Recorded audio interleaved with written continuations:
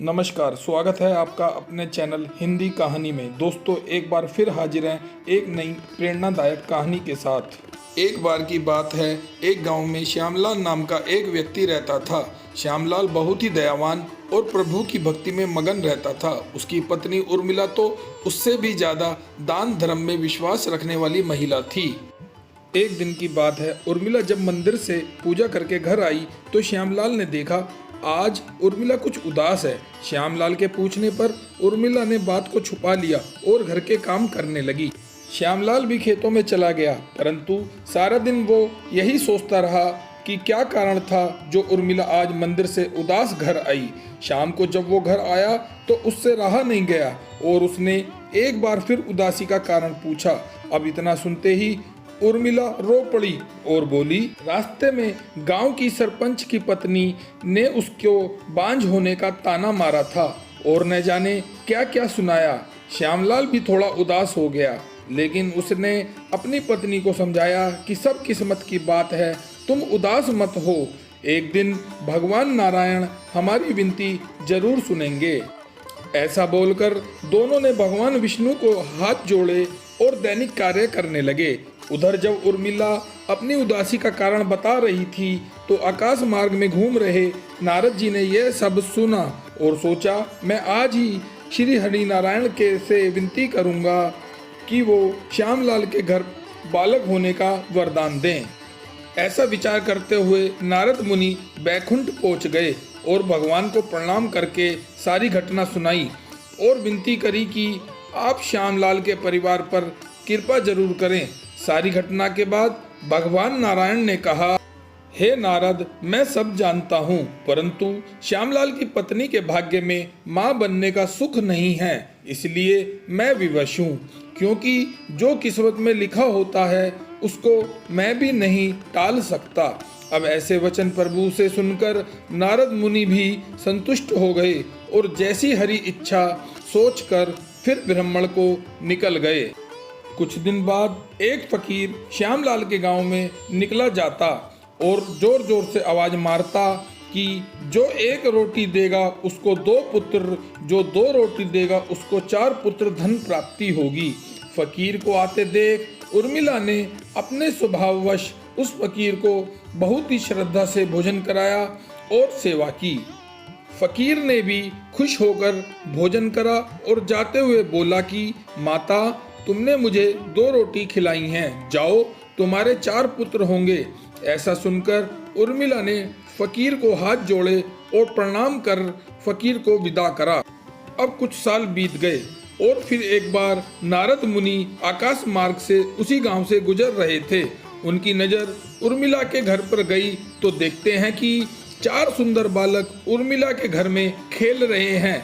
यह देख नारद जी को बहुत ही आश्चर्य हुआ और विचार किया कि प्रभु के वचन कैसे गलत हो गए, और ऐसा सोचते हुए बिना किसी विलंब के एक बार फिर बैकुंठ धाम पहुंच गए और भगवान नारायण को सारी बात बताई। इस बार उनकी आवाज में गुस्सा झलक रहा था कि प्रभु ने मेरे से झूठ बोला। इस बात को सुनकर विष्णु जी बोले, नारद, अभी इन सब बातों का वक्त नहीं है, मेरे पेट में बहुत दर्द हो रहा है, जाओ कोई वैद्य लाओ।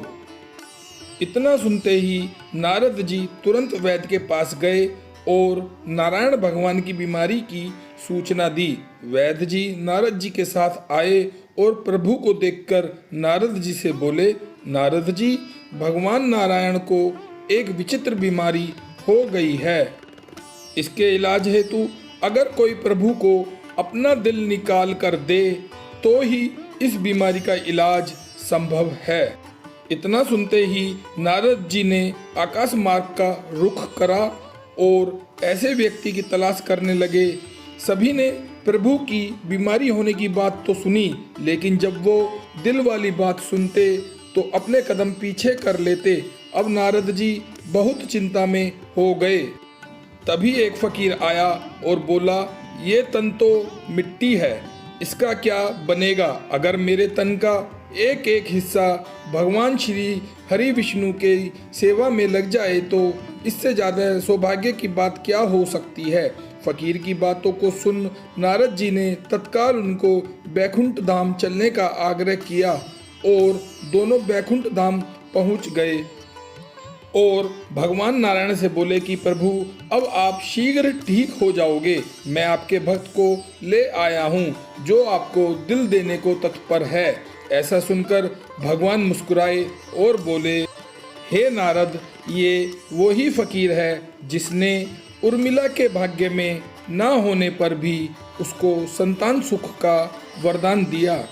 फिर प्रभु ने कहा कि नारद, तुम भी तो मेरे भक्त हो, तो तुम क्यों किसी और की तलाश में यहाँ से वहाँ भटक रहे थे। इस फकीर ने मेरी बीमारी सुनने मात्र से ही अपना सर्वस्व दे देने को तत्पर हो गया, इसलिए मुझे ऐसे भक्तों के लिए किस्मत का लिखा भी बदलना पड़ता है। इतना सुनते ही नारद जी को प्रभु की सारी लीला का ज्ञान हो गया और प्रभु से क्षमा मांग उस फकीर को आदर भाव के साथ प्रणाम करा।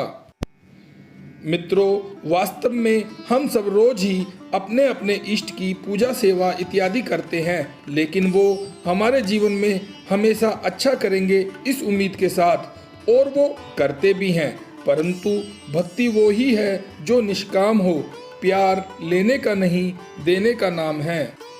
हम अपने इष्ट को कैसे खुश कर सकते हैं, एक भक्त के दिल में हमेशा यही विचार रहना चाहिए, ना कि हमको अपने इष्ट से क्या प्राप्त होगा।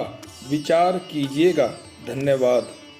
अगर आपको हमारी कहानी अच्छी लगी हो तो आपसे निवेदन है, हमारे चैनल को सब्सक्राइब जरूर करें और घंटी को भी जरूर दबाएं ताकि हमारी आने वाली वीडियो की सूचना आपको प्राप्त हो जाए। धन्यवाद। आप सभी पर भगवान नारायण की कृपा बनी रहे।